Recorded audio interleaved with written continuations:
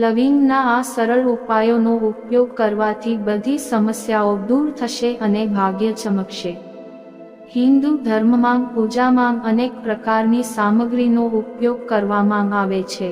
આ ઘટકોમાંથી એક લવિંગ છે, જેનો ઉપયોગ મુખ્યત્વે પૂજા અને દરેક ધાર્મિક વિધિમાં થાય છે। આ સાથે લવિંગનો ઉપયોગ રસોડામાં મસાલા તરીકે પણ કરવામાં આવે છે। પહેલાના સમયમાં દાદીમાના ઉપચારમાં લવિંગનો ઉપયોગ થતો હતો। આજે પણ લવિંગનો ઉપયોગ શરદી, ઉધરસ વગેરેમાં દવા તરીકે થાય છે।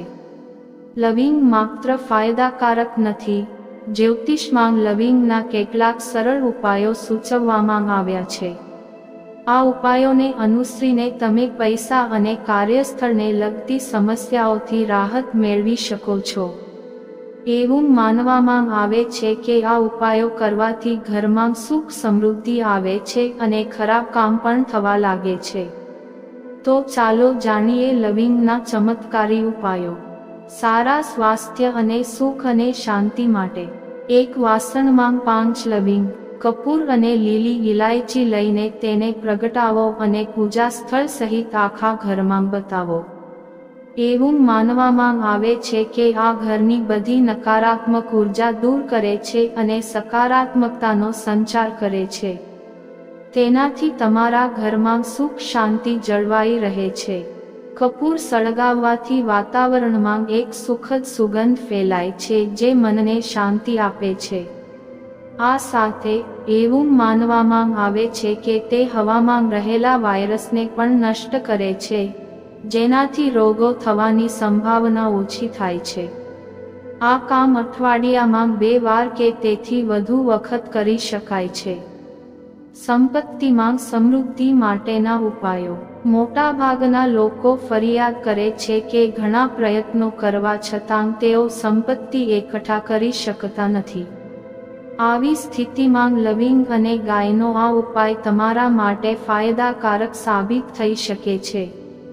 આ માટે 5 ગાય અને 5 લવિંગ લો, તેને લાલ રંગના કપડામાં બાંધો અને લક્ષ્મી માતાના ચરણોમાં સ્પર્શ કર્યા પછી તેને તમારી તિજોરીમાં અથવા જ્યાં પણ તમે તમારા પૈસા રાખો છો ત્યાં રાખો। એવું માનવામાં આવે છે કે આનાથી સંપત્તિમાં સારા નસીબ આવે છે।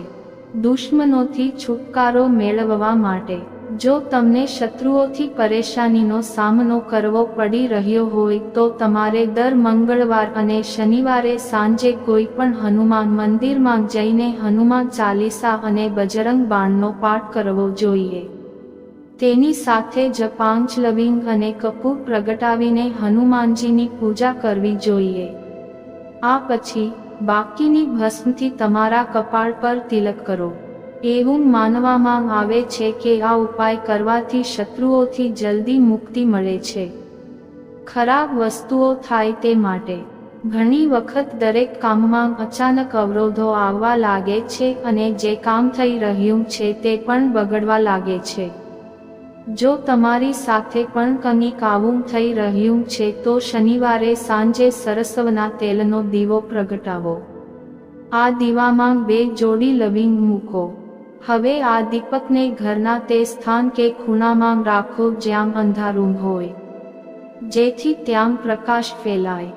એવું માનવામાં આવે છે કે દર શનિવારે આવું કરવાથી ઘરમાં પ્રવર્તતી નકારાત્મકતા દૂર થઈ જાય છે અને તમારા ખરાબ કાર્યો દૂર થવા લાગે છે। ઇન્ટરવ્યૂમાં સફળતા માટે આજકાલ નોકરી મેળવવી ખૂબ જ મુશ્કેલ બની ગઈ છે। જો તમે નોકરી શોધી રહ્યા છો પરંતુ વારંવાર નિષ્ફળતાનો સામનો કરી રહ્યા છો તો મંગળવારે હનુમાન મંદિરમાં જાઓ। એક લીંબુ લો અને તેના પર 4 ભાગમાં 4 લવિંગ મૂકો। આ લીંબુને હાથમાં લઈને ઓમ શ્રી હનુમતે નમઃ મંત્રનો જાપ કરો। જાપ પૂર્ણ થયા પછી પાછા આવો અને ઇન્ટરવ્યૂ માટે જતી વખતે તે લીંબુને તમારી સાથે લઈ જાઓ। એવું માનવામાં આવે છે કે આનાથી દરેક કાર્યમાં સફળતા મળવાની સંભાવના વધી જાય છે।